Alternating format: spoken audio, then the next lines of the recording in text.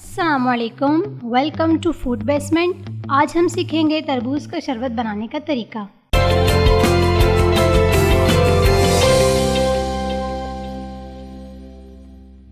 शरबत बनाने के लिए जो चीज़ें हमें चाहिए: तरबूज की स्लाइसिस, चीनी का शीरा 3 चम्मच, 1 अदद लीमू कटा हुआ, पुदीने की चंद पत्तियाँ, आइस क्यूब और लीमू का रस 2 चम्मच।